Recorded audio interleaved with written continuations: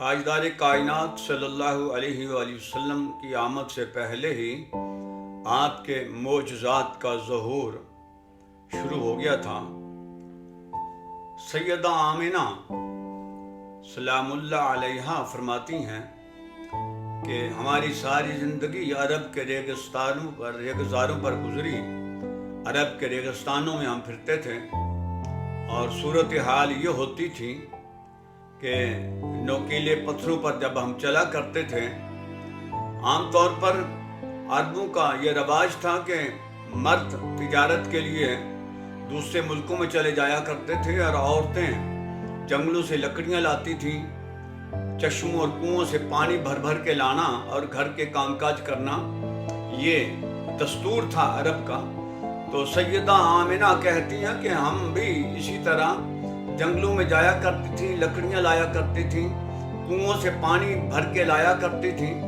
تو ہمارے صورتحال یہ ہوتی تھی کہ گرم ریت پر چلتے تھے تو پاؤں جلتے تھے، اور نوکیلے پتھروں پر چلتے تھے تو پاؤں میں چبھتے تھے۔ جوتے سخت سے سخت بھی پہن لیں تو وہ جوتے بھی ٹوٹ جایا کرتے تھے، اور بس ہم اسی طرح اپنی زندگی گزار جاتے تھے۔ تو حضرت آمنہ کہتی ہیں کہ میری صورتحال بھی یہی ہوتی تھی۔ ہم کنویں پہ پانی بھرنے جایا کرتے تھے تو ساتھ ڈول بھی ہوتا تھا اور رسی بھی ساتھ ہوتی تھی۔ جب حضور صلی اللہ علیہ وسلم کا یہ نور میرے بطن میں آیا، آپ میرے پیٹ میں تشریف لائے، تو کہتی ہیں میری کائنات ہی بدل گئی، میرے حالات بدل گئے، میرے چال چلن بدل گئے۔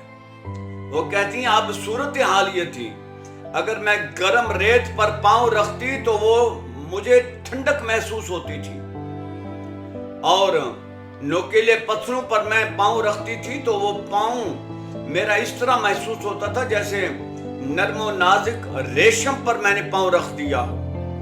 اب وہی نوکیلے پتھر جن پر چلنے سے ہمارے جوتے تک ٹوٹ جایا کرتے تھے، اب میرا دل چاہتا تھا کہ میں ننگے پاؤں ان راستوں پر چلوں تاکہ مجھے راحت اور سکون میسر آئے۔ میں ان ریت کے ٹیلوں پر چلوں جہاں مجھے اب ریت گرم نہیں لگتی بلکہ مجھے راحت محسوس ہوتی ہے۔ تو وہ کہتی ہیں کہ اب جب میں کنویں سے پانی بھرنے کے لیے جایا کرتی تھی تو نہ میرے پاس ڈول ہوتا تھا، نہ میرے پاس رسی ہوتی تھی۔ میری سہیلیاں مجھ سے پوچھتی تھیں آمنہ اب تم ڈول بھی اپنے ہاتھ میں نہیں رکھتی ہو اور نہ رسی لے کے جاتی ہو تو پانی کیسے بھرتی ہو؟ تو میں اپنی سہیلیوں کو میں نے کہا کہ آؤ میرے ساتھ چلو، خود دیکھ لینا کہ میں پانی کیسے بھرتی ہوں ڈول اور رسی کے بغیر۔ وہ کہتی ہیں میری سہیلیاں جب میرے ساتھ چلیں تو ہم اس کنویں کے کنارے پہ جب پہنچے تو پانی اچھل کر میرے قدموں تک آ گیا۔ یوں لگتا تھا جیسے پانی سلامی کے لیے آتا ہو اوپر، اور جب پانی اوپر آتا تھا جب تک میں اس کنویں کے کنارے پہ رہتی تو پانی نیچے نہیں جاتا تھا۔ ہم آرام سے اپنے برتنوں کو بھر لیا کرتی تھی، اور جب ہم وہاں سے نکلتے چل پڑتے واپس مڑنے کے لیے تو منہ دوسری طرف کرتے تو پانی اپنی سطح پر واپس چلے جایا کرتا تھا نیچے۔ تو حضرت آمنہ کہتی ہیں پھر ہمارے ساتھ یہ صورتحال ہو گئی۔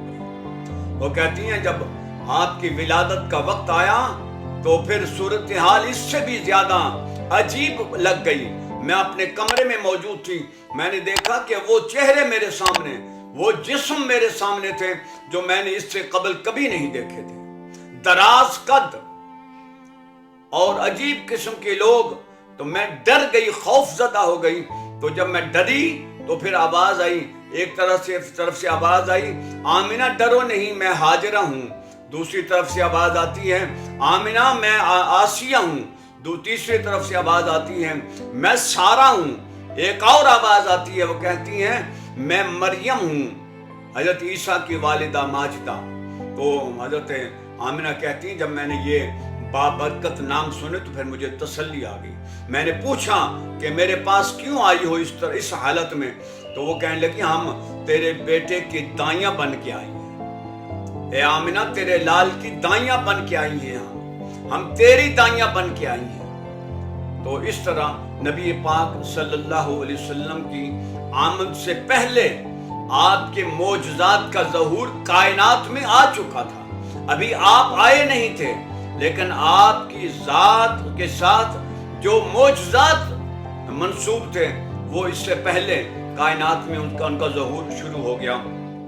تو انشاءاللہ آگے بھی ویڈیو بناتے رہیں گے۔ اگر یہ میری ویڈیو آپ کی پسند آئی ہو تو آپ سے گزارش ہے کہ میرے اس چینل کو سبسکرائب کر دیں، لائک کریں اور کمنٹس میں جائیں۔ اللہ تعالیٰ آپ کو برکتیں عطا فرمائے۔ آمین ثم آمین یا رب العالمین۔